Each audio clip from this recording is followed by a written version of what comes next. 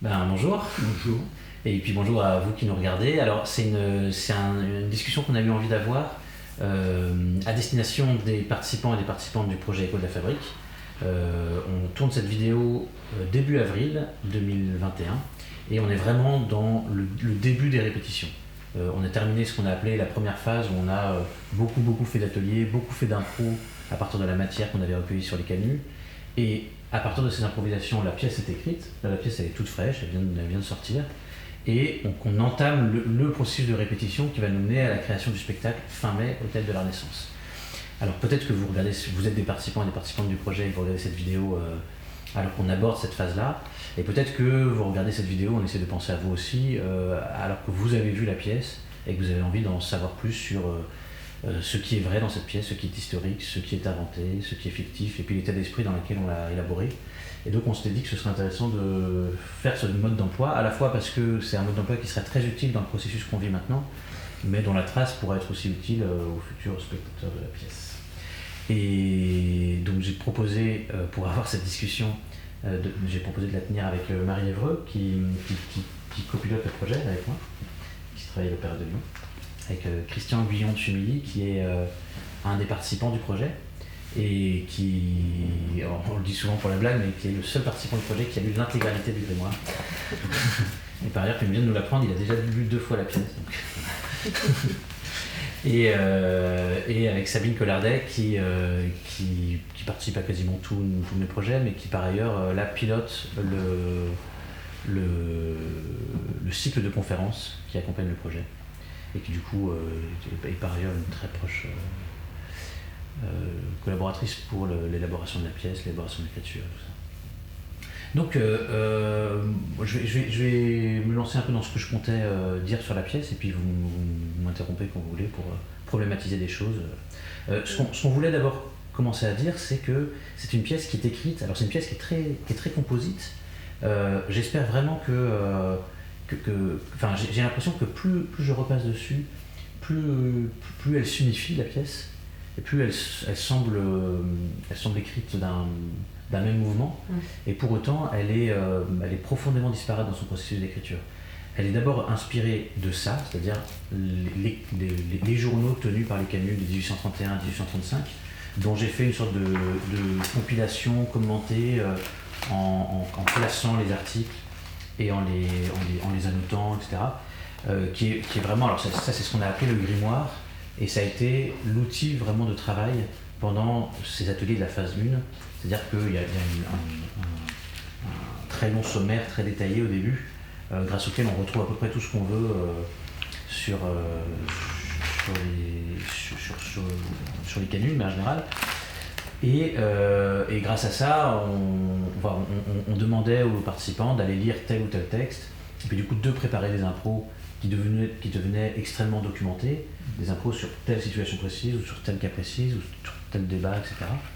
Et ensuite, ces impros, souvent je prenais des notes, je n'ai jamais enregistré, mais je prenais des notes pendant les improvisations, j'essayais de relever quelques phrases saillantes qui m'intéressaient, etc. Et ensuite, j'en faisais des scènes de théâtre. Donc, et parfois, je replongeais dans la source pour aller tirer. Alors, il reste très peu de verbatim précis dans la pièce, de choses qui viennent littéralement de l'écho de la fabrique, ou il y a très peu de citations directes, mais il en reste quelques-unes, parce que je dirais à un moment donné ce qui reste comme citation directe dans la pièce. Donc, ça, c'est une première source de travail, c'est à la fois l'écho de la fabrique et les improvisations collectives faites à partir de cette matière par les participants. Et puis l'autre source d'inspiration, c'est le jeu de rôle, écrit par Arthur, avec l'aide de Arthur Fourcade, qui est un des interprètes metteurs en scène du projet, et avec l'aide de François Gorissen et d'Annabelle Straiano. Il a créé l'année dernière un jeu de rôle qui est une sorte d'aventure qui dure une journée, une aventure immersive, où on propose aux participants d'incarner des différents rôles, et ces rôles sont plongés dans l'émeute de novembre 31. Et c'était une manière de faire vivre cette émeute à tous nos participants, de telle sorte qu'ils en aient comme une sorte de souvenir personnel. Et comme notre histoire commence au lendemain de ces événements, eh ben, ça nous fait une sorte de culture commune de ce qui s'est passé précédemment. Donc c'était vraiment un outil d'immersion dans le projet. Et en fait, au bout d'un moment, je me suis rendu compte que les personnages qu'il avait imaginés pour ce jeu de rôle, dans la mesure où on les connaissait déjà tous, ils constituaient aussi ce patrimoine commun. Et donc j'ai essayé de réinsérer dans la pièce les personnages imaginés par Arthur. Donc là on est sur une sorte de coproduction étrange où c'est comme j'imagine les gens qui font de la novélisation à partir d'œuvres existantes, qui prolongent un univers. Donc tu fais vivre des personnages que tu n'as pas inventés et tu leur imagines des choses. Voilà. Alors, peut-être j'entre là dans le détail de ce qui est fictif et de ce qui n'est pas. Donc, alors, peut-être pour prolonger ce que je viens de dire, si vous avez vu le spectacle ou si vous avez lu la pièce parce que vous vous apprêtez à la jouer, les personnages imaginaires donc, que j'évoquais à l'instant, c'est la famille Jacquemin pour l'essentiel. C'est Édouard et Gérard Jacquemin. Donc Gérard Jacquemin qui est un chef d'atelier, Édouard qui est un négociant. Pour justifier cette chose-là, qui était relativement peu développée dans le jeu de rôle, je me suis servi pour le coup d'un roman du 19e qui s'appelle Les Canuts, dans lequel il y a un négociant qui est le frère d'un chef d'atelier, et ça n'est crédible dans cette histoire que parce que le négociant est 15 ans plus jeune que le chef d'atelier, que c'est deux frères qui sont presque d'une génération différente, et que le frère aîné a grandi dans une famille qui s'en sortait très mal, du coup il a dû être mis au travail très tôt, tandis que la prospérité aidant, le frère cadet a pu pousser les études, être pris en pensionnat, puis du coup se faire embaucher comme commis chez un négociant, et d'où et apparemment c'est des choses qui pouvaient arriver. Donc on a Édouard et Gérard, on a Lisette et Pierre, les enfants de Gérard Jacquemin, leur voisin de palier Poujol, il va y avoir une apparition très discrète de Jeanne Chapaz. Tout ça, ce sont des personnages imaginés par Arthur. Jeanne, je me souviens plus. Jeanne, c'est une sorte de guérisseuse qui est canneteuse et qui par ailleurs est guérisseuse. C'est un personnage imaginé par Arthur que j'ai fait apparaître vraiment pour le clin d'œil avec ceux qui ont vécu le jeu de rôle, parce que elle a relativement peu de... Enfin, elle a des choses à dire, c'est dans le dîner chez de Poujol, mais ce qu'elle dit ne permet pas de comprendre qui elle est. Mais ceux qui ont vécu le jeu de rôle connaissent la réponse. Et voilà. Alors, évidemment, la pièce essaye de faire une place à un certain nombre de personnages historiques. Donc on a évidemment le préfet Gasparin, qui est un personnage très important de cette histoire, un préfet qui est nommé juste après les événements de novembre 31, à la place du préfet précédent qui s'appelait Bouvier du Mollard, et qui avait été jugé trop laxiste à l'égard de l'insurrection. C'est un préfet qui avait chapeauté les débats autour de l'instauration du tarif, qui s'était montré favorable à l'instauration du tarif et qui avait mis la pression aux négociants pour qu'ils l'accordent au chef d'atelier. Les négociants ensuite s'étaient lancés dans une sorte de bras de fer, avaient contesté ce tarif qu'ils avaient pourtant voté, et Bouvier du Mollard, il avait passé son temps à essayer de calmer les choses. Il s'était plus ou moins volontairement présenté comme otage au canus soulevé en gage de bonne foi. Et donc, dès la ville reprise en main par le pouvoir, Bouvier du Mollard est débarqué, Gasparin arrive, et Gasparin il est là explicitement pour être ferme, quoi. Donc on a ce personnage de Gasparin que j'imagine être une sorte de fin politique, et j'en reparlerai à propos de l'affaire Laborie, parce que j'exploite une affaire qui fait grand bruit à un moment donné dans l'écho de la fabrique, et qui me semble assez révélatrice. Donc on a Gasparin comme personnage historique, on a évidemment tous les canuts, tous les chefs d'atelier mutuellistes qui sont à la fois à l'origine de l'écho de la fabrique et par ailleurs, pour beaucoup d'entre eux, qui deviennent des conseillers prud'homaux dans le conseil des prud'hommes. Donc on a Charnier, qui est sans doute un des personnages les plus importants de cette époque, du côté des chefs d'atelier, avec Falconet. Mais Falconet et Charnier qui sont très présents au conseil des prud'hommes, mais que je ne fais pas tellement exister ailleurs. Martinon, Bourdon, et ce fameux Laborie, sur lequel je reviendrai, qui est sans doute, comme tu le disais, un des personnages principaux de la pièce. Et nous avons par ailleurs des apparitions de Arlès Dufour, par exemple, qui est un négociant par ailleurs saint-simonien, à ma connaissance le seul négociant qui écrit dans l'écho de la fabrique. Voilà. Et puis la plupart des personnages qu'on voit apparaître au Conseil des Prud'hommes, par exemple, sont des personnages sont des vrais cas que j'ai adaptés, mais dont j'ai gardé les noms. Donc je pense que l'écrasante majorité des personnes qui jouent dans la pièce jouent un personnage qui a existé, quoi. Après, il y a plus ou moins de tentatives de recréer la psychologie réelle de ces personnes, quoi. Il y a des personnes à partir desquelles on a tellement peu d'informations que le personnage que j'en tire est largement le fruit de mon imagination. Et puis il y a des personnages où moi j'ai vraiment essayé de recréer ce que j'imaginais d'eux. C'est le cas de Charnier dans les quelques apparitions qu'il a. C'est le cas de Falconet, c'est le cas de Laborie. Voilà. Et peut-être je voulais évoquer Laborie plus précisément, donc qui est joué par... Peut-être avant d'en venir à Laborie, je reviens sur les deux préfets là. Parce qu'on a affaire, je vais dire, à deux stratégies historiquement du pouvoir. Le premier préfet là, du Mollard, là, j'ai oublié la première partie du nom. Bouvier-du-Mollard. C'est la stratégie en temps de crise, parce que la fabrique connaît des crises de manière cyclique. Rien que dans les années 20, il y en a 3. Eh bien, on répond par la stratégie de Dumollard, qui est on rétablit un tarif pendant un certain temps, ce qui permet au canut de vivre, de survivre, quoi. La stratégie de Gasparin, elle est tout autre, c'est une stratégie de répression. C'est-à-dire qu'on va effectivement... Il y a eu cette première révolte de 31, qui a ridiculisé quand même les autorités civiles. Donc ça va être la répression. C'est vraiment... s'il est là, c'est vraiment... moi je trouve que c'est vraiment pour appliquer cette ligne-là du pouvoir. Je me souviens là lors du premier procès des émeutiers entre guillemets, qui sont des mutuellistes, des mutuellistes en début 32, la consigne du préfet, la consigne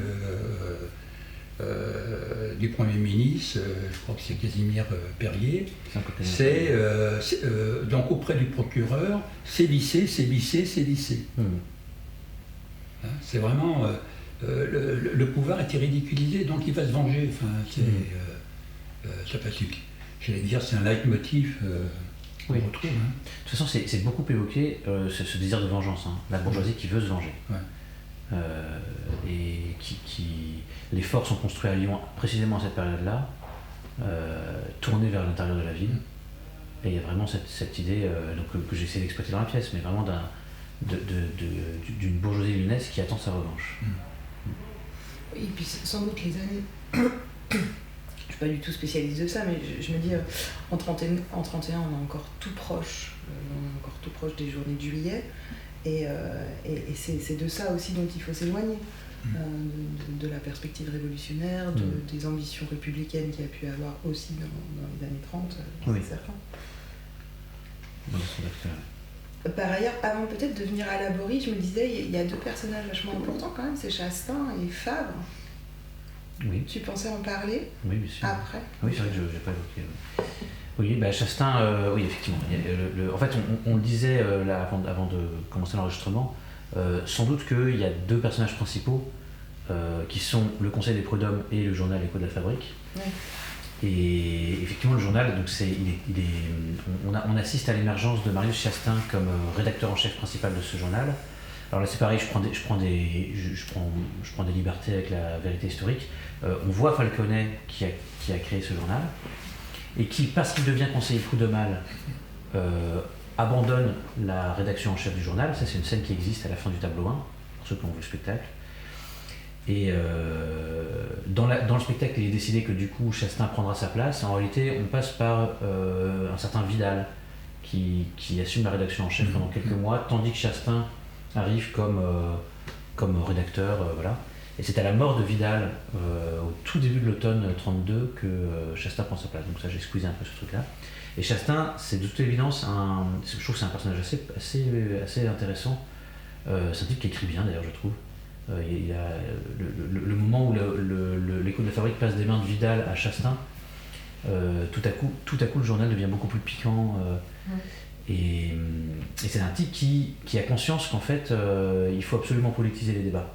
Que cette feuille peut pas rester, que l'écho de la fabrique ne peut pas rester le journal des intérêts industriels des ouvriers de la soie, que pour que leur situation évolue, en fait il faut aller beaucoup plus sur le terrain politique, mais qu'il fait en louvoyant parce que il y a cette fameuse règle évoquée dans la pièce du cautionnement, où a priori tous les journaux sont soumis au paiement d'un cautionnement, qui est assez onéreux, et en sont exemptés les feuilles qui, de manière explicite, ne s'aventurent pas sur le terrain politique. Et donc Chastain passe son temps à dire moi je fais pas de politique, je fais pas de politique. Et puis, et pour autant, enfin, la plupart des articles relèvent de ce que nous on appellerait de la politique. Mais justement, moi j'avais une question. Ce serait quoi une feuille industrielle qui va pas du tout sur le terrain politique? Il s'agirait de faire quoi? On en a une certaine image à la toute fin, parce qu'en fait, c'est assez troublant cette affaire, parce que moi je n'ai pas l'impression de répondre à cette question. En 1935, donc après l'émeute d'avril 1934, l'écho de la fabrique disparaît, l'écho des travailleurs disparaît. Et ils sont remplacés par la Tribune prolétaire et l'Indicateur. Et la Tribune prolétaire et l'Indicateur essuient procès sur procès, précisément parce qu'ils font de la politique alors qu'ils n'ont pas le cautionnement. Moi, dans la pièce, la longue plaidoirie du procureur Chegaray, qui s'attaque au journal, en fait, je m'inspire plutôt de ces procès-là. Que je vais prendre ce registre d'arguments-là et je l'amène dans le procès qui a existé, intenté par les négociants Pelin et Bertrand contre l'écho de la fabrique, mais parce que ça m'intéressait de parler de cette chose-là. Mais disons que ce qui est assez étonnant, c'est que pendant toute la durée de l'existence de l'écho de la fabrique n'est pas inquiété sur cette histoire de la politique alors qu'il n'y a pas de cautionnement, etc. Mais ça devient vraiment le registre d'arguments utilisé par le pouvoir pour arrêter la Tribune prolétaire et l'Indicateur après avril 1934. Alors que c'est sensiblement le même contenu, hein. C'est à peu près la même chose. Donc, et c'est ce que dit beaucoup Jules Favre, qui défend les deux journaux, qui devient le seul trait d'union entre les deux journaux qui par ailleurs sont la guerre. Il dit mais pourquoi l'écho de la fabrique n'a jamais été attaqué pendant 4 ans alors que c'était exactement la même chose. Et en fait, Favre, l'avocat, Jules Favre. Ouais. Et ensuite, voilà. Oui, c'est ça. Ouais. Et ensuite, la Tribune prolétaire finit par dire ok, ils passent leur temps à prendre des procès et à les perdre, et donc ils disent on va ouvrir une souscription pour avoir le cautionnement, et en attendant, on ne parle plus de politique. Et tu as quelques journaux, et finalement ça s'arrête. Alors je ne sais pas ce qui s'est passé, s'ils n'ont pas obtenu le cautionnement, enfin, voilà. Et la publication s'arrête. Mais tu as quelques numéros sans politique. Et en fait, effectivement, alors c'est la réponse à ta question. À quoi ça ressemble? C'est des choses extrêmement pratiques. Alors il y a quand même les comptes rendus du Conseil des prud'hommes, évidemment. Ça revient un peu au tout début, parce que Falconet et Vidal, ils étaient vraiment sur des questions très très pratiques, d'abus, enfin tu vois. Donc ils renoncent à tous les articles de politique générale, ils renoncent à tout ce qui relève d'une sorte de désir de convergence des luttes, où ils relaient les différentes grèves qui se lancent, les différentes émeutes. Voilà. Ouais, donc en fait, ce qui serait politique, c'est l'explicitation et c'est le discours invitant à l'action. Et parce que finalement, le simple fait de transmettre de l'information, de dire un tel vend un temps, un tel vend un temps, en fait, techniquement parlant, ça vient mettre...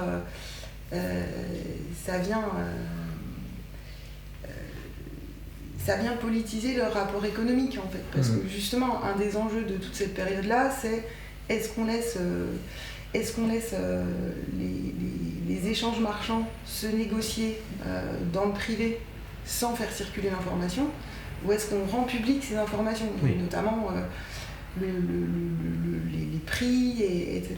Et qui prend à combien. Donc en fait, c'était ça ma question. Qu'est-ce que ce serait qu'une feuille industrielle qui n'est pas politique? Parce que finalement, une feuille industrielle qui transmet de l'information et qui crée en fait un marché ouvert de l'information, c'est déjà politique. Complètement. Et ça, c'est ce que je fais dire au procureur Chegaray dans sa plaidoirie. C'est que, en fait, et précisément, je me sers du procès intenté par Pelin et Bertrand contre l'écho de la fabrique. Parce que ce procès a existé et il est très frappant parce que c'est exactement ce que tu dis. En fait, ce que Pelin et Bertrand contestent, c'est le fait même que le journal révèlent leurs pratiques. Alors que par ailleurs, ce sont des pratiques qu'ils assument dans le procès.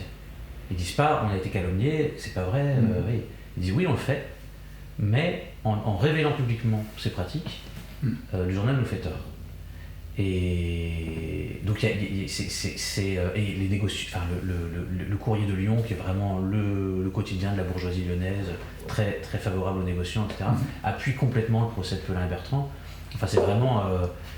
on sent que c'est une offensive coordonnée pour précisément lutter contre cette mission d'indication que s'est donnée le journal, qui est vraiment aussi un des piliers du mutualisme, l'indication. Et c'est le fait de travailler dans un environnement où les informations circulent et où du coup chacun sait à quoi s'en tenir sur les pratiques qui sont d'usage ou non dans la fabrique. Donc effectivement là on a l'impression que même ça c'est déjà insupportable et c'est déjà politique. Après, est-ce que ce serait passible de ce fameux article contre la liberté, qui n'exempte du cautionnement que les journaux non politiques, je sais pas, tu vois. Il me semble quand même que les procès qui suivent plus tard la Tribune prolétaire et l'Indicateur portent sur des articles qui sont beaucoup plus explicitement politiques que cette simple mission d'indication. Tu vois. Et en tout cas, du coup, pour continuer ce travail d'explicitation qu'on fait sur la pièce, cette fameuse scène finale qui est le moment de la rupture du journal. Donc cette rupture a existé, hein. On a l'écho de la fabrique et Chastain qui va en être expulsé et qui va créer l'écho des travailleurs. Alors là je fais comme si ça s'enchaînait, en réalité il y a quelques semaines entre le départ de Chastain de l'écho de la fabrique et la création de l'écho des travailleurs. Mais ça se fait à peu près sur cette ligne-là, à ceci près que dans la pièce, au fond, c'est comme si il y a deux parties qui défendent deux options distinctes. Il y a d'un côté Bernard, Laborie, qui disent le journal nous entraîne sur un terrain politique, nous met en danger, donc on demande le départ du rédacteur en chef. Et en face, Chastain dit non, précisément, il faut qu'on continue sur ce terrain-là, donc ouvrons une souscription pour avoir le cautionnement. Cette idée-là n'est pas du tout présente à ce moment-là. Cette idée-là, c'est ce que je vous disais, elle n'arrive qu'en 1935. Quand la Tribune prolétaire issue ses procès, etc. J'ai trouvé intéressant de la ramener là, mais en réalité, c'est pas du tout quelque chose qui était proposé par Chastain. Et d'ailleurs, Chastain, en commençant l'écho des travailleurs, continue à dire explicitement nous on fait pas de politique, etc. De nouveau, je pense, pour pas être pris en défaut par rapport à cette histoire de cautionnement. Mais ces deux positions, elles viennent d'un terreau, enfin, d'une vision qui est commune. C'est la prise de conscience qu'il y a un nouveau monde qui se crée, qui est un monde industriel. Et que l'avènement de ce monde va pouvoir permettre, pour la bourgeoisie la plus éclairée, pour les mutualistes, pour les chefs d'atelier, de pouvoir partager de manière plus équitable les bénéfices de la fabrique. Hein. Au départ, d'ailleurs, c'est une position saint-simonienne, hein, des journalistes de l'écho de la fabrique. Même les fourriéristes, hein, puisque Chastain, de Saint-Simonien va devenir fourriériste, parle d'une union, hein, du capital, du talent et du travail. Hein.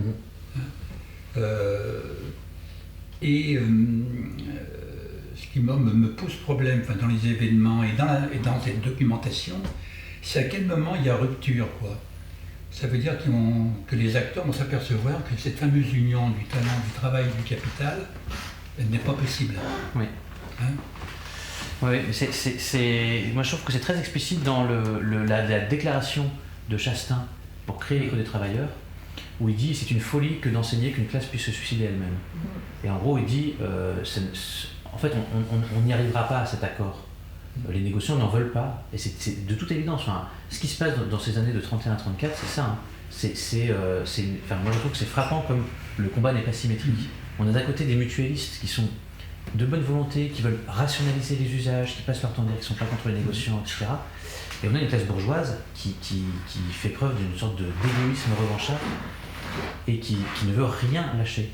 Et Chastain qui à un moment donné en prend acte en disant c'est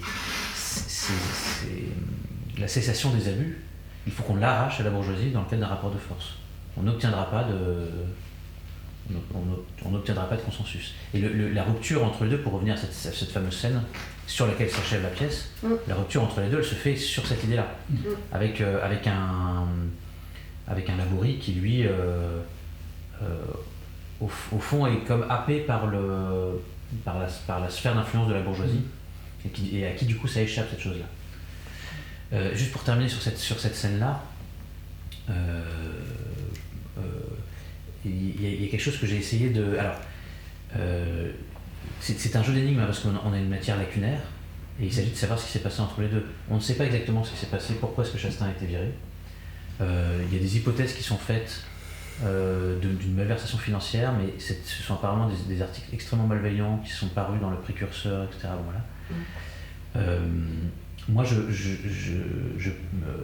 il se trouve qu'il est viré très très peu de temps après le procès en appel, ce fameux procès en appel dans le cadre de la plainte portée par Pelin et Bertrand, et le procès en appel a alourdi la première peine. Et donc, moi, mon hypothèse, et c'est vraiment Chastain qui poussait pour... C'est d'abord Chastain qui avait fait l'erreur initiale, parce qu'il y avait quand même une erreur. C'est-à-dire que j'ai simplifié le procès, mais dans le procès, il y avait aussi une erreur, il avait mis un nom pour un autre, etc. Donc il avait fait cette erreur. Et par ailleurs, c'est lui qui poussait pour aller en appel et pour dire on défend un principe, etc. Et donc et comme c'est quelques semaines plus tard, je me suis imaginé que c'est peut-être pour ça que les actionnaires du journal, qui sont en gros les mutualistes, décident de se débarrasser de lui parce qu'il les met dans une position offensive qui est fragiliste, quoi. D'une part. Et d'autre part, à l'intérieur de la scène, il y a quelque chose qui se passe qui est que, Falconet, qui est le fondateur de l'Écho de la Fabrique, quitte l'Écho de la Fabrique à ce moment-là avec Chastain. Et il va être avec lui dans l'Écho des Travailleurs. Et ça, c'est un petit peu étonnant quand on a suivi les épisodes précédents, parce que Falconet, c'est vraiment une espèce de mutualiste bon teint, qui est vraiment que sur des articles de rationalisation de la fabrique, etc., mais vraiment pas du tout de la politisation, qui est proche de Laborie, qui est un type assez prospère, qui a un atelier assez prospère et tout ça. Et surtout, ils ont une passe d'armes assez violente entre Falconet et Chastain, au moment où Chastain, alors je vais peut-être revenir là-dessus après quand on parlera des prud'hommes, mais Chastain fait toute une série d'articles pour mettre en cause les chefs d'atelier au Conseil des prud'hommes, pour dire vous faites pas votre boulot, vous n'êtes pas en train d'obtenir les avantages qu'on attend de ce conseil. Et Falconet, il y a une réponse collective des chefs d'atelier, signée par tous les chefs d'atelier prud'hommes, sauf Charnier, qui lui s'associe pas à ça, parce que je pense que Charnier c'est le plus vénère quand même dans le Conseil des prud'hommes. Et après, on découvre plus tard que c'est Falconet qui a écrit ce texte. Donc Falconet et Chastain, et ce texte est très très virulent à l'égard de Chastain. Et pourtant, 6 mois plus tard, Falconet suit Chastain dans sa nouvelle aventure. Alors pour moi, c'est assez étonnant, et c'est ce que j'ai essayé un petit peu de retranscrire dans la scène. Donc là, c'est de l'ordre de l'hypothèse, quoi. Pourquoi est-ce que Falconet, comment est-ce que Falconet, malgré tout, se rend compte que la stratégie des mutualistes ne fonctionnera pas, et que pour obtenir ces avantages, il faut aller du côté... Alors c'est quelque chose que j'aurais aimé développer dans la pièce. Jusqu'à peu, je pensais d'ailleurs que je le ferais, et récemment j'ai été effaré par sa longueur, et donc il y a tout un tas de développement que j'ai pas pu tout à fait mettre, mais ce personnage de Falconet, par exemple, moi j'aurais bien aimé livrer une version plus aboutie de cette trajectoire. Comment ça se fait que ce type se dit en fait... Une explication, si tu veux, c'est quand on voit la fabrique, c'est une communauté. Hein. Elle est complètement dérégulée depuis la loi Chapelier, fin des corporations, enfin on abroge les corporations. Et donc c'est la dérégulation, liberté du commerce à tout crin, etc. 1806, Napoléon crée le Conseil des prud'hommes, et ça c'est un instrument de régulation. Ça. Tout à fait. C'est explicitement créé pour justement compenser les lois de Chapelier. Mais c'est un mode de régulation du cas par cas, même si ça va constituer une jurisprudence, et même s'il y a une jurisprudence, on voit bien que pour les négociants, cette jurisprudence, elle passe sous le tapis dans les différents arrêts. Alors quand on regarde après la création du journal après 1830, donc c'est le libéralisme qui a le pouvoir, liberté de la presse, donc l'écho des travailleurs, et ça fait caisse de résonance par rapport, parce que chaque semaine il y a les arrêts du Conseil des prud'hommes qui sont publiés dans l'écho de la fabrique. Et je pense que c'est cette caisse de résonance à un moment donné, médiatique, qui fait qu'il y a une prise de conscience, et je pense que pour Falconet c'est ça, c'est que c'est plus du cas par cas. Les problèmes qu'a la fabrique, c'est pas du cas par cas, c'est vraiment la dérégulation, c'est une règle. Oui, c'est ça. Mais je veux dire, justement, le mutualisme se construit pour ça, pour sortir du cas par cas, et le mutualisme et la lutte pour le tarif, et du coup, Falconet, je pense, est partie prenante de ça. Oui, mais je pense qu'effectivement, il y a quelque chose de systémique qui doit lui apparaître parce qu'il est conseiller prud'homal et qu'il se rend compte que... Tu vois, les mutualistes, ils sont pleins de bonne volonté et je pense qu'ils sont naïfs à certains égards, quoi. Il suffit de mettre en place de nouvelles règles et les négociants les suivront. Et en fait, on voit au Conseil des prud'hommes, ça je le mets un peu dans le tableau 2, à quel point les négociants passent leur temps à essayer de contourner des règles. Il y a une scène dans le Conseil des prud'hommes, et ça je m'inspire d'un moment réel, où Guérin, qui est un des négociants membres du Conseil des prud'hommes, comparait à la barre, et c'était à comparaître, donc il quitte sa position de conseiller prud'homal, il va comparaître, et on lui dit, donc il y a un chef d'atelier qui s'appelle Monet qui lui dit, mais vous m'accordez pas les tirelles sur, les tirelles c'est des bouts de tissu, vous payez pas les tirelles sur tel pièce de tissu. Et il lui dit, oui mais attendez, le conseil, donc apparemment il y avait eu des décisions antérieures où le conseil avait dit, oui les négociants doivent payer les tirelles, c'est une évidence. Et Guérin dit, attendez, le cas dont il a été question, c'était sur du velours. On n'a jamais eu de cas sur du crêpe Zéphyr. Donc la jurisprudence ne s'applique pas. Et donc Falconet lui dit, mais attendez, vous voulez qu'on fasse ça au cas par cas ? Et voilà, il y a vraiment une espèce de... En fait, le Conseil des prud'hommes, c'est une bataille où d'un côté, les chefs d'atelier, à partir de cas précis, essayent de construire une jurisprudence et en fait de construire une règle à l'échelle de la fabrique, et les négociants s'efforcent de casser ces règles à mesure qu'elles apparaissent. Et juste un tout petit point, les tirelles, c'est bel et bien les essais qui sont faits, c'est la production de tissu avant que finalement le dessin soit calé et que voilà. le tissu soit... Alors ça peut être... Voilà. Je pensais à un autre truc, cette tension des chefs d'atelier vis-à-vis d'un engagement politique plus vif et d'aller davantage vers la conflictualité finalement, la position Chastain par rapport à la position plus modérée de Falconet d'abord, puis Laborie, négociant étant tout passé par la règle. En fait, est-ce qu'elle ne s'explique pas, c'est vraiment une question, mais est-ce qu'elle ne s'explique pas par la situation bien particulière des chefs d'atelier vis-à-vis de leurs compagnons également. Enfin, je trouve que c'est quelque chose qui est plutôt bien traité dans la pièce en fait, et qui est plutôt bien traité au prud'homme d'ailleurs, que de voir que les chefs d'atelier, en fait, s'ils sont dans un rapport vis-à-vis des négociants dont on voit bien les enjeux, on voit bien qu'ils ont à sortir d'une certaine forme de domination, ou en tout cas de manipulation, il n'empêche qu'en fait, ils sont eux-mêmes dans un rapport de patron vis-à-vis des compagnons.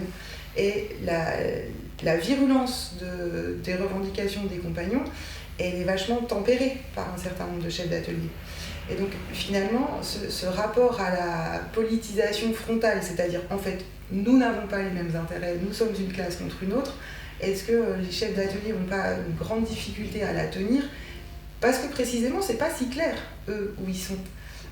Et puis comme c'est bien traité dans la façon dont tu amènes dont le texte amène la réforme des prud'hommes après 31, en fait, il y a le fait qu'un chef d'atelier qui possède moins de 4 métiers ne peut pas ni voter ni être élu conseiller prud'homal. Et donc en fait, c'est sélectionné parmi le groupe des chefs d'atelier ceux qui ont une pratique et donc un certain type d'intérêt bien particulier par rapport à d'autres chefs d'atelier qui pourraient avoir un mode de vie et puis des intérêts beaucoup plus proches des compagnons. Donc j'ai l'impression que ce truc-là, ça vaut le coup de l'expliciter pour tous les participants et les participantes, parce que finalement c'est un des nœuds C'est très important ça. Oui. C'est très important et je pense même que au fond c'est un des sujets de la pièce, c'est presque un des... Tu avais produit un texte très intéressant là-dessus qui m'a beaucoup éclairé. En fait, le chef d'atelier, c'est vraiment un statut très hybride. C'est d'ailleurs pour ça, je pense que les marxistes n'ont pas su faire grand-chose a posteriori de cette révolte des canuts. Il ce sont des travailleurs qui sont propriétaires de leur outil de travail, qui sont pas salariés évidemment, qui ne sont pas employés de quiconque, et qui peuvent être complètement du côté du prolétaire et complètement du côté du propriétaire, et qui sont de toute façon dans un entre-deux. S'ils ont moins de 4 métiers, en général ils tissent eux-mêmes sur un de leurs métiers. Ça veut dire que c'est encore des types qui se cassent le dos 15 heures par jour pour tisser des filets. Le frère Jacquemin, du coup, Gérard Jacquemin. Ouais. Alors j'ai lu à un moment donné, ça m'a beaucoup éclairé, dans un des journaux d'École de la Fabrique, qui disent on estime qu'à partir de 4 métiers, les tâches qu'exige le fait de s'occuper des autres métiers, parce qu'il a un métier sur lequel il tisse, quand il en a 3, mettons, et puis 2 autres où il y a 2 compagnons qui tissent, ou un compagnon et un apprenti. Mais pour ces 2 autres métiers, c'est lui qui doit aller chercher la matière, faire venir la remetteuse, le monteur de métier, aller voir les ovalistes, etc. Donc il y a tout un tas de tâches annexes qu'il s'occupe de faire. À partir de 4 métiers, toutes ces tâches l'empêchent lui-même de tisser. Et puis les marges qu'il réalise sur les métiers dont il est propriétaire lui permettent sans doute de vivre sans avoir à tisser lui-même. Donc c'est quelqu'un qui change de statut, qui souvent s'est mis à tisser très très jeune, et qui tout à coup accède à une vie où il a du temps. C'est comme ça que naît le mutualisme, c'est comme ça que naît le journal d'École de la Fabrique. Ce sont des chefs d'atelier qui ne tissent plus eux-mêmes. Et c'est à la faveur de ce changement de statut qu'ils se mettent à réfléchir à leurs conditions. Mais évidemment, là ça devient des petits patrons. Ils peuvent devenir assez prospères. Il y en a qui vraiment sont assez fortunés. Charnier, par exemple. Charnier, ils s'en sortent très bien, oui. Alors, ouais. Et donc on sent qu'ils sont aspirés par la sphère de la bourgeoisie, vraiment. Ils vont au théâtre, etc. Ce fameux Laborie dont je parle là, il est accusé d'aller au bal du préfet. Ça fait partie des arguments contre lui quand se lance la fameuse polémique Laborie. Donc c'est une sorte de classe. À cheval, et je pense que c'est précisément ce que comprend Gasparin quand il dit, quand il veut les faire élire que par les chefs d'atelier qui ont au moins 4 métiers. C'est parmi les chefs d'atelier, on veut ceux qui sont des bourgeois prospères. Et donc, parce qu'on fait le pari que eux, en fait, on veut casser l'espèce de solidarité de cette classe entre elles. Et il y a une série de polémiques dont je me suis un petit peu inspiré dans le dîner des négociations, où c'est une série d'articles écrits par Bergeret qui sont parus dans le Courrier de Lyon, où il y a ce fameux Bergeret qui dit au chef d'atelier « Mais pourquoi est-ce que vous vous solidarisez avec la lutte des compagnons ?» C'est après la grève de février 34 et avant les mots d'Avril, c'est entre février et avril. Pourquoi vous vous solidarisez avec les compagnons ? Les compagnons sont des prolétaires, vous êtes des bourgeois. Et ces gens-là sont des coupeurs de tête. Ils ont fait tomber les aristocrates en 1830, maintenant ils s'en prennent aux négociants, mais vous serez les prochains. Et donc, soyez avec nous dans la défense, dans la défense de l'ordre et de la prospérité de notre cité, etc. Donc il y a vraiment, du côté de la bourgeoisie, cette volonté de scinder les chefs d'atelier selon cette ligne de partage prolétaire-propriétaire, en fait. Moi, j'ai trouvé ça intéressant, la distinction au niveau des chefs d'atelier entre ceux qui ont 4 métiers et plus et ceux qui ont moins. Ceux qui ont moins de 4 métiers, donc qui travaillent sur le métier, ils sont soumis à la discipline de la mécanique. Et il y a quelque chose, moi, qui vraiment m'a frappé, c'est que sur la mécanique, l'ouvrier ou le chef d'atelier, il reçoit à chaque mouvement de la mécanique le battant sur le ventre. Moi, alors, ça c'est contesté par Philibert Varenne, qui est directeur de la Maison des Canuts et qui est par ailleurs un des participants du projet, et qui ne comprend pas ces phrases-là, parce que lui qui pratique le tissage. Alors moi je m'appuie sur Sébastien Commissaire. Oui, mais je suis d'accord, mais moi je lis ça comme toi, je lis ça à plein de moments, et nous il alors, a fait la démonstration dans les... uniquement sur le velours, parce qu'il était sur la mécanique, donc sur le velours, et qui lui explicitement dit qu'à chaque mouvement de la mécanique, il reçoit le battant sur le ventre. Et moi ça me fait penser, j'ai été prof de karaté, et à cette époque-là, c'était un peu rude nos apprentissages, et donc on s'amusait à donner des coups de poing dans le ventre. de l'autre. Hein. Je vous garantis que c'est un exercice qui n'était pas... Donc même si le battant n'était pas très fort, la répétition, c'était plusieurs milliers de passes par jour, enfin par journée de 12 à 15 heures. La répétition, c'est... là, ce serait bien quand même qu'on ait un avis d'expert. Là. Ouais. Parce que... faut réouvrir la polémique, mais Philibert a l'air assez formel là-dessus. Il nous a fait la démonstration, mais je pense que c'est peut-être sur les vélos, effectivement. Et d'ailleurs, il a une machine de vélo, je lui redemanderai. Mais juste, je pense à ça, l'histoire de commissaire, elle est vachement intéressante parce que dans sa biographie, il raconte, il vit enfant. Donc Sébastien Commissaire, qui est un peu. Oui, c'est ça, Sébastien Commissaire, qui est enfant en 31, jeune enfant, et qui se retrouve monté de la Grande Côte, qui est terrifié, qui elles sont superbes, ces pages. Ça doit s'appeler. Comment il s'appelle ce bouquin? Il est sur Internet, hein. On le trouve sur Internet. Bref, qui va ensuite travailler un peu dans la fabrique et puis qui va devenir républicain farouche, qui va se former lui-même dans les cercles d'éducation populaire ouvrière, qui va être élu député en 48 et qui va être condamné de façon, enfin lors d'un procès complètement truqué et condamné à la déportation.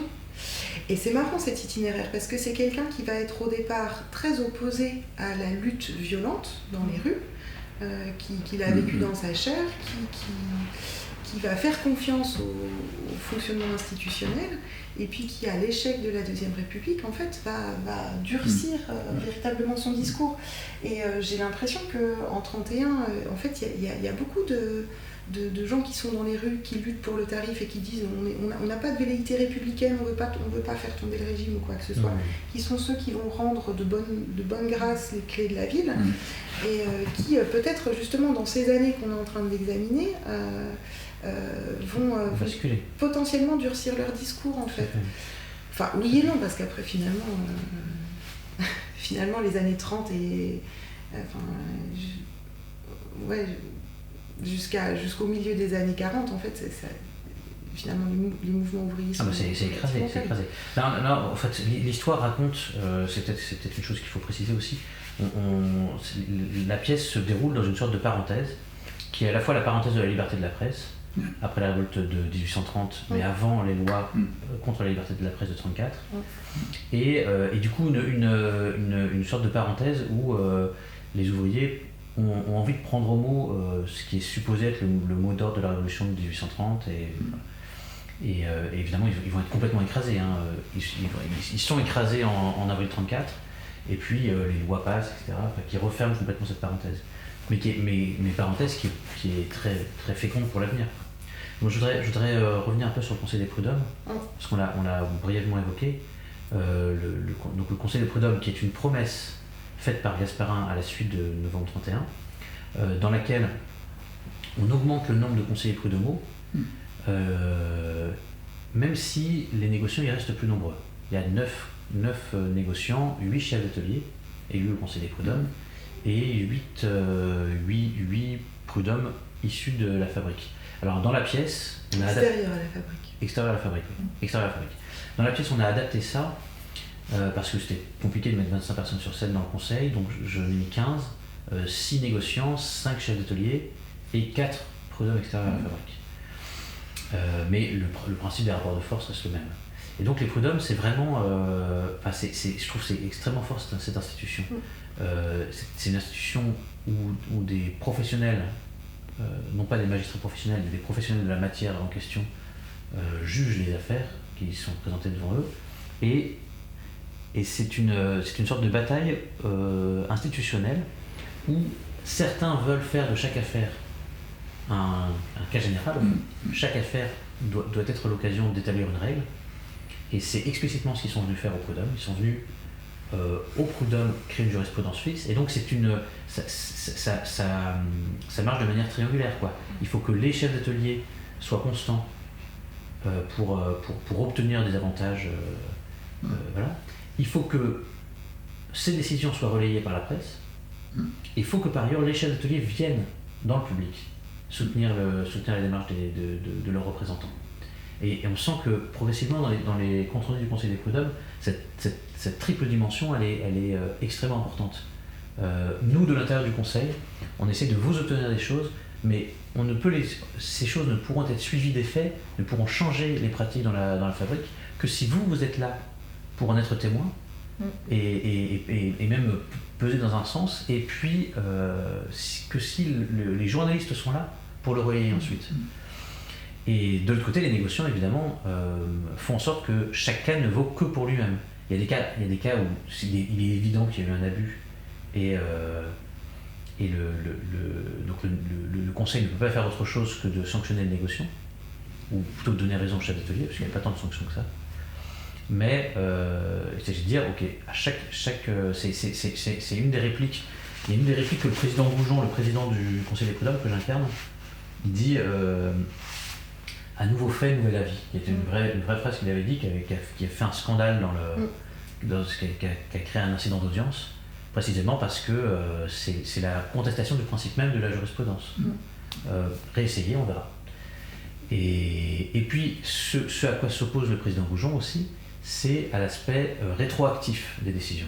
C'est-à-dire, si un négociant vient et qu'il n'a pas payé les tirelles, ou il a fait payer le laissage des cartons au chef d'atelier, ce qui est explicitement contre les décisions antérieures du Conseil, le Conseil lui dit, bon, bah maintenant vous vous conformez à la décision du Conseil. Mais comme la décision n'est pas rétroactive, le négociant a gagné toutes les transactions antérieures. Donc en fait, il ne risque rien à continuer à abuser. Parce qu'il se dit, dans le doute, allons-y, le chef d'atelier n'ira certainement pas au Conseil des prud'hommes. Donc ça ne peut pas avoir d'effet pour changer les pratiques. Donc là, l'idée de ce tableau, c'est vraiment de montrer cette bataille entre en ajoutant aussi qu'il y a un intérêt à rendre très coûteux le fait d'aller au prud'homme pour les plaignants, précisément puisque c'est en s'y rendant qu'on prend le risque d'entériner la perte ou le gain des uns et des autres. Donc les négociants ont tout intérêt à ce que les chefs d'atelier perdent beaucoup à s'y rendre. Tout à fait. C'est pour ça qu'au bout d'un moment, ils se mettent à ne plus venir. C'est ça. Alors ça, c'est quelque chose que j'en ai fait, c'est dans le tableau des négociants, le préfet Gasparin présente ça comme une sorte d'offensive coordonnée de la part des négociants. Je ne suis pas sûr que ce soit tout à fait le cas, mais au bout d'un moment, les négociants,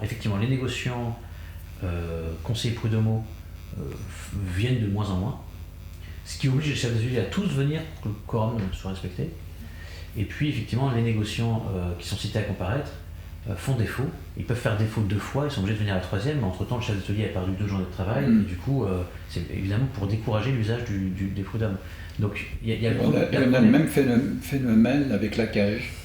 Oui, exactement. On fait attendre... On fait attendre le chef d'atelier. Et ça, c'est vraiment une stratégie d'humiliation, quoi. Alors, pour la cage, oui. Pour les prud'hommes, c'est encore autre chose. C'est du sabotage. C'est vraiment, on ne veut pas de cet outil-là. On a cherché à le saboter de l'intérieur. C'est ce qu'on voit dans le tableau 2.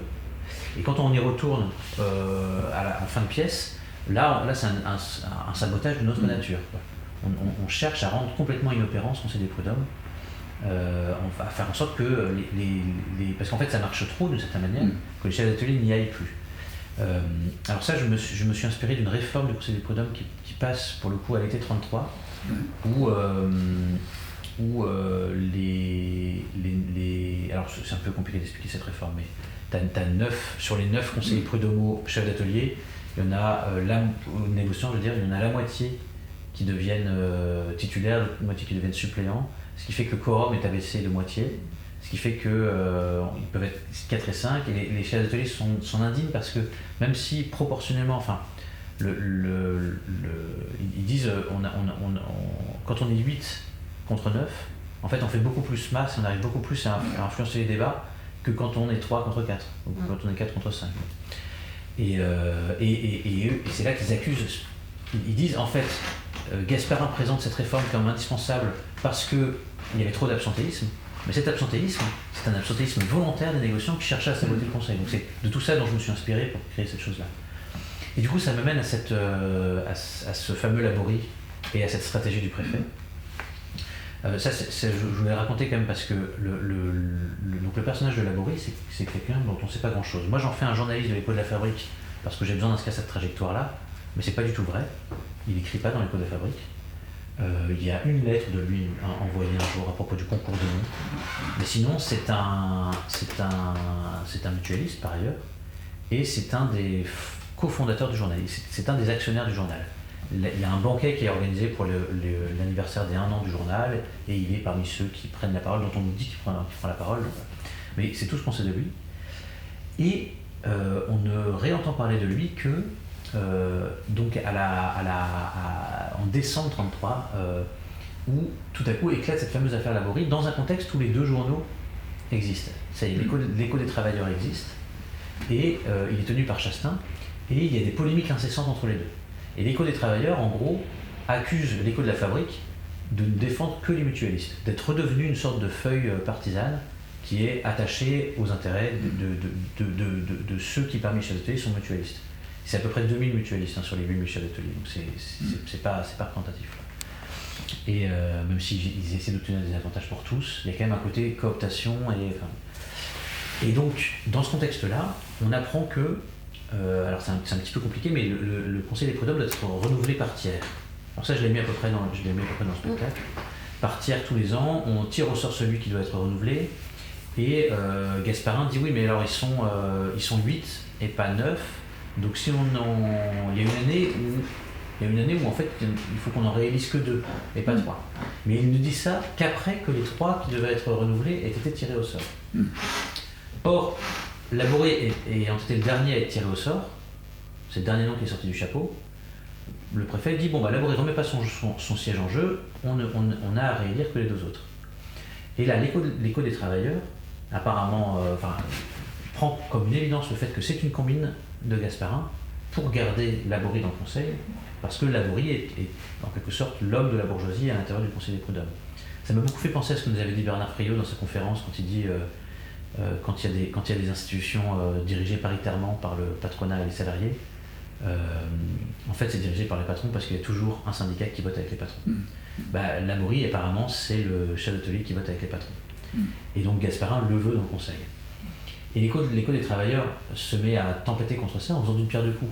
C'est-à-dire qu'à la fois il accuse Gasparin et en même temps il accuse l'Écho des fabriques qui ne fait rien de cet événement, qui ne le relaie pas, en disant vous voyez vous n'êtes pas... Et à tel point que l'Écho des fabriques finit par céder, ou par se ranger à la vie de l'Écho des travailleurs et par lâcher Laborie.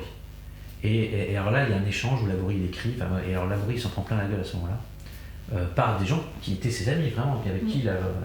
Et c'est cette... alors on ne sait que ça de ce bonhomme, si ce n'est qu'il reste au Conseil des prud'hommes, que Charnier, qui lui avait aussi son siège en jeu, se fait réélire et dit je ne siégerai pas dans le Conseil tant que Laborie y est, parce que Laborie y est de manière illégitime.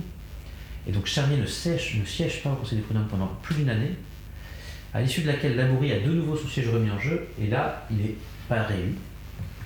Je crois qu'il obtient vraiment, vraiment on lâche complètement Laborie. Et du coup, Charnier revient au Conseil des prud'hommes.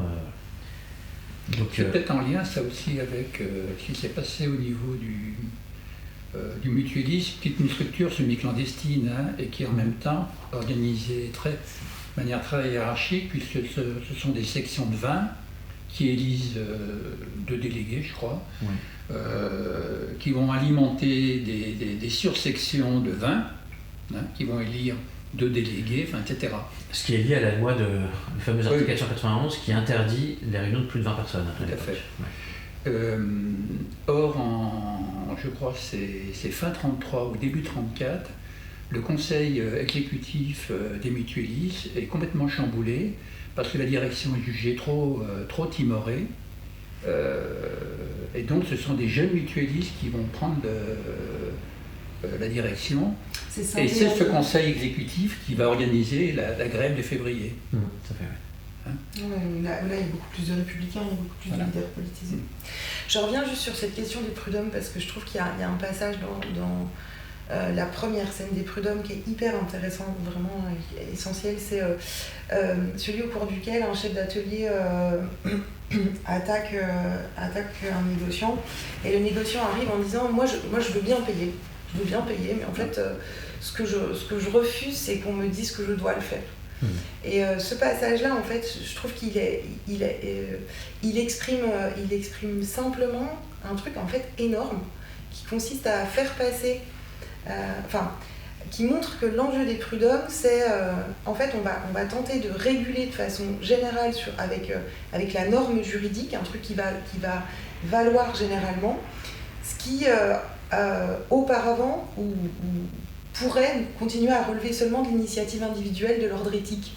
Et en fait, le négociant qui dit « Moi, en fait, sur un plan moral, j'ai envie que ça se passe bien avec mon chef d'atelier. Et du coup, je reconnais que là, je ne lui ai pas donné assez d'ouvrage, donc je veux bien payer. Mais en revanche, ce que je refuse, c'est de me plier à la loi commune, en fait. Et cet enjeu, il est hyper important. Et c'est constant chez les négociants. C'est-à-dire, par exemple, c'est des gens qui font la charité. Ils veulent bien donner volontairement. Mais c'est toute la différence entre des institutions de charité individuelle et des institutions de solidarité citoyenne, en fait. En fait, ça n'a rien à voir. Et justement, dire non, mais ce qui compte, c'est que de l'argent tombe dans la poche du pauvre, donc en fait, c'est la même chose. C'est pas du tout la même chose. Et je trouve que les prud'hommes, en fait, représentent une institution qui dit, en fait, on va regarder le monde économique et on va soumettre l'ensemble des acteurs du monde économique à des règles générales. Enfin, en tout cas, c'est un des enjeux. Bon, bien sûr, c'est biaisé, mais... Et ce qu'on voit dans la pièce, c'est que le rapport de force au prud'homme est toujours en défaveur des chefs d'atelier ou des compagnons, parce qu'on ne parle pas des compagnons, mais aussi, il y a aussi les conflits entre chefs d'atelier et compagnons, où là, le rapport de force il est encore plus en défaveur du plaignant. Et dans la pièce, ce que tu montres bien, c'est qu'il y a tout en plus des enjeux du nombre de conseillers prud'homaux, enfin déjà du déséquilibre des forces en présence.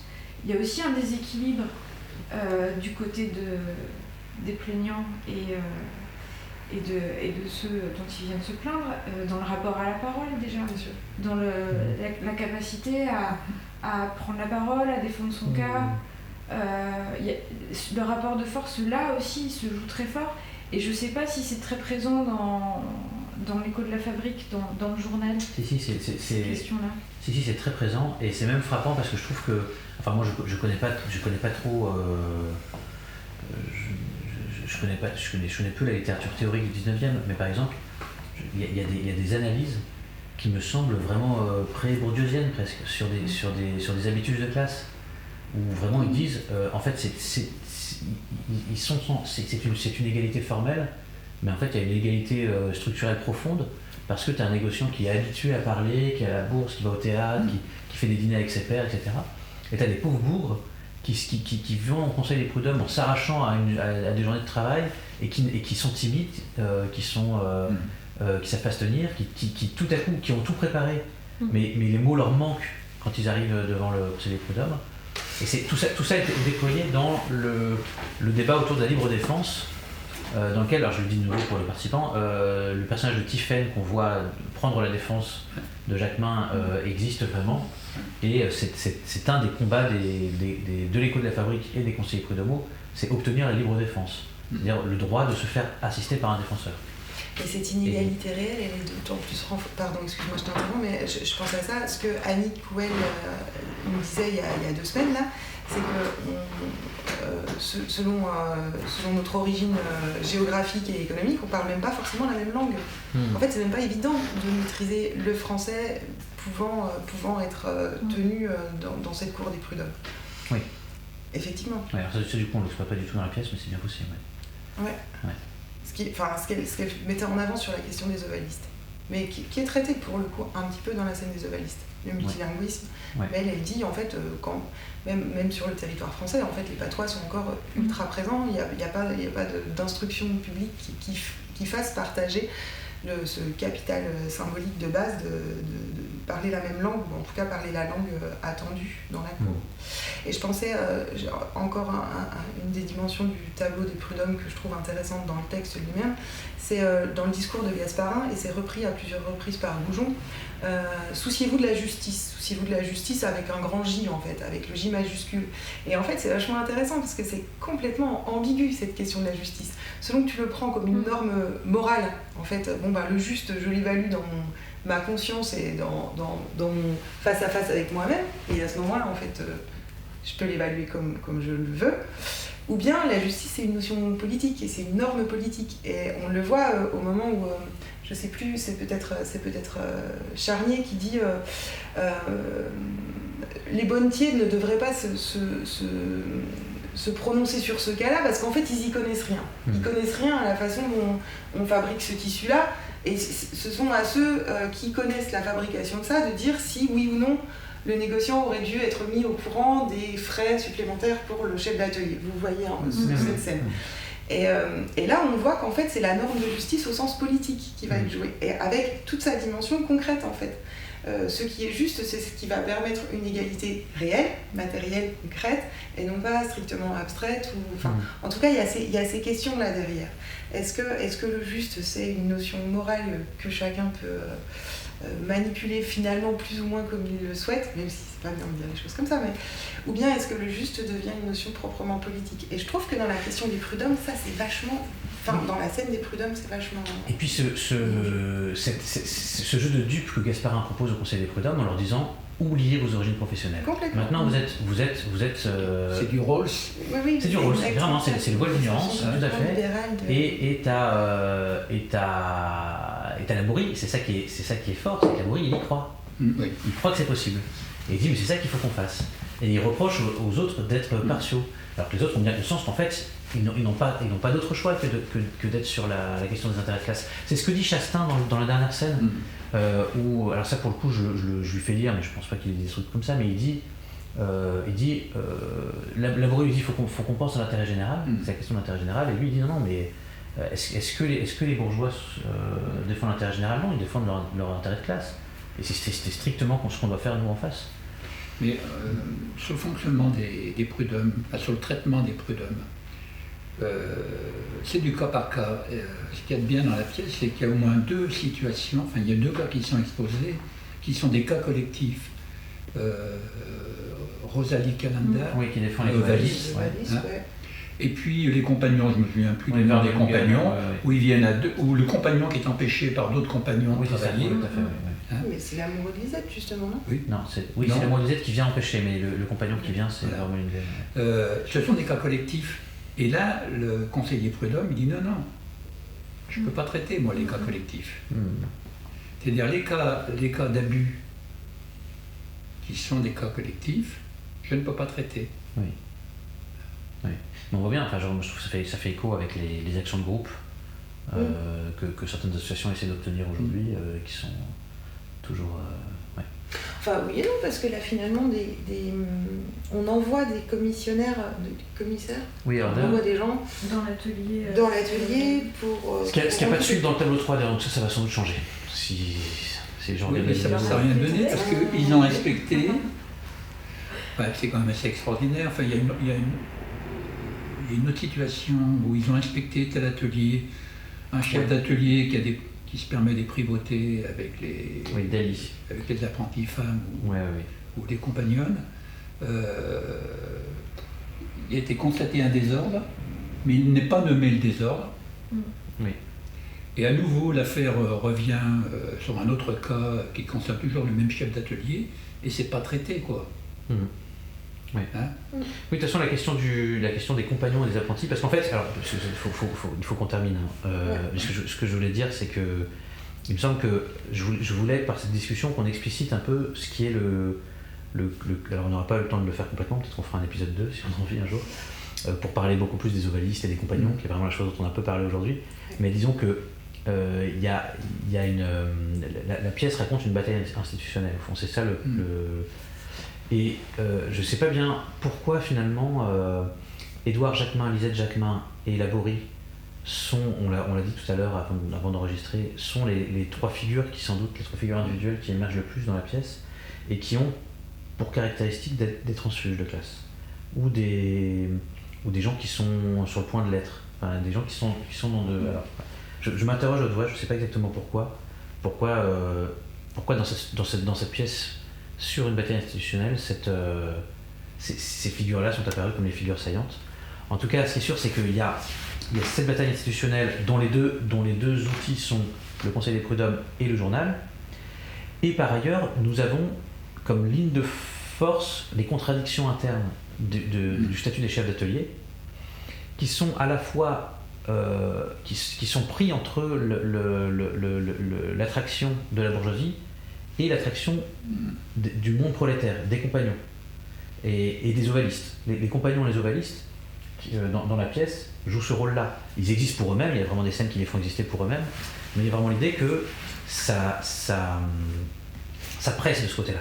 Ça presse, ça pousse, et du coup ça met les chefs d'atelier dans une situation où progressivement ils vont être acculés à choisir. À choisir... propriétaire ou prolétaire. Voilà, à choisir une solidarité. À choisir de qui se sentent-ils solidaires et de qui ils épousent la lutte. Et pousser à bout cette question amène à la rupture que constitue la dernière scène du journal, la dernière scène du spectacle. Donc voilà, on n'a pas eu le temps d'évoquer les ovalistes et compagnons, mais c'est ce... Et les transfuges de classe, précisément, c'est des gens qui, par leur trajectoire, sont toujours entre les deux et n'arrivent pas à choisir. Enfin, c'est très rare qu'un transfuge de classe arrive à fasse un choix radical de rupture avec son milieu initial. Et du coup, c'est pour ça, je pense c'est des figures vraiment saillantes dans la pièce. Ils viennent mettre du désordre dans les rapports institutionnels. Ils incarnent cette décision. Ouais. Alors que Chastain, par exemple, qui est un personnage que moi, c'est le personnage réel auquel je me suis le plus attaché en lisant ces journaux. Finalement, j'en ai pas fait grand-chose d'un point de vue fictionnel, alors que je pensais vraiment qu'il aurait une place centrale. Il a beaucoup de temps de présence, il est joué par Léa Sigismondi, il aura beaucoup de temps de présence au plateau, mais d'une certaine manière, il est d'un bloc, quoi. Et les personnages que j'ai le plus fait exister dans la fiction, sans l'avoir tout à fait prémédité, ce sont précisément ces endroits... c'est pas un transfuge, on ne sait pas trop si c'est un déclassé ou un aventurier. C'est un légiste, un étudiant légiste qui n'a pas fini ses études. Il a été chef d'atelier. Oui, c'est un. Je pense qu'il y aurait un truc à creuser parce que c'est très étonnant. Il est représentant, enfin, d'une maison d'hypothèque. D'une maison d'hypothèque. Quand on regarde le bonhomme socialement, il appartient à qui? Oui, c'est très étonnant. Et peut-être c'est là-dessus qu'on peut terminer, parce qu'il y a un truc qui moi m'émeut beaucoup et me frappe beaucoup, c'est que ces gens, on ne sait pas comment ils terminent. En fait, on a accès à une documentation très abondante pendant 4 ans, où non seulement on sait des choses sur eux, mais ils se parlent eux-mêmes. Et puis ces journaux sont interdits et ces voix se taisent, et après c'est le silence. Alors j'imagine que des gens qui feraient des recherches sur les archives retrouveraient des dates de mort, des dates de mariage, des dates... Enfin voilà. Mais il se trouve que... Je ne sais pas si quelqu'un l'a fait, et en tout cas pas nous, donc on ne sait pas la suite du travail. Pour Chastain continue quand même à écrire dans d'autres journaux, et il reste une figure importante du journalisme local jusqu'en 1948, où il participe évidemment à la Révolution. Il accompagne les premiers temps de la République, de la Deuxième République, et il dit, après une vie passée dans l'opposition, enfin je peux accompagner un régime dont je me sens solidaire, etc. Jusqu'à l'élection de Louis-Napoléon Bonaparte, où il rebascule dans l'opposition. Et après le coup d'État de 51, là, c'est le silence. Et on ne sait même pas quand il est mort. C'est poignant, je trouve. Donc là, on fait vivre des personnages sur un espace de temps où on est renseigné sur eux. Et après, ils se perdent dans le... Élaboré le aussi silence son prénom. Labouré, par exemple, je ne connais pas son prénom. Alors je pense qu'il doit être quelque part, pour le coup. J'ai cherché, j'ai pas trouvé. Ah, tu l'as pas trouvé? Non, ça se trouve, on ne connaît pas son prénom. Enfin, aux archives, ça doit y être. Mais... Et une de ces figures de la grève des ovalistes, qui est Rosalie Rosan, qu'on ne connaît pas par aucune de ses paroles, ni aucune de ses prises de position, qu'on connaît par plusieurs prénoms et par sa présence, quoi. Et une croix, qui disparaît aussi. Et une croix au bas des pétitions, Complètement. parce qu'elle ne sait pas écrire. Elle signe d'une croix. Alors Rosalie, évidemment c'est en 69, on ne développe pas sur les ovalistes, mais la grève des ovalistes, le métier des ovalistes existe dans les années 30, la grève des ovalistes date de 69, on a déplacé cette grève dans les années 30 en lui donnant un autre épilogue, en se disant au fond il a bien pu se passer des choses comme ça, mais qui n'auront pas été racontées, donc on le met à ce moment-là, ça nous permet de faire exister les ovalistes. À la différence près qu'elle bosse dans des plus grosses manufactures en 69, ouais. qu'il ne devait y en avoir dans les années 30. Oui, mais il y avait quand même déjà des ateliers qui recoupaient, parce que le cas dont je me suis inspiré pour les prud'hommes où on voit apparaître Rosalie Calandra, c'est inspiré d'un cas d'une manufacture où il y a une quarantaine d'ouvriers. D'accord. Donc ça existait quand même déjà. Et je garde le prénom Rosalie en hommage à cette Rosalie dont on ignore tout, en changeant le nom de famille pour le coup. Mais pardon, je voulais pas t'interrompre. Non, mais c'est tout. Je pense qu'on a fini pour aujourd'hui. Okay, super. Et alors merci à Mathieu Sanjivi qui nous a accueillis ici, et au Hôtel des Célestins qui nous a accueillis ici. Et puis peut-être la suite, un de ces quatre.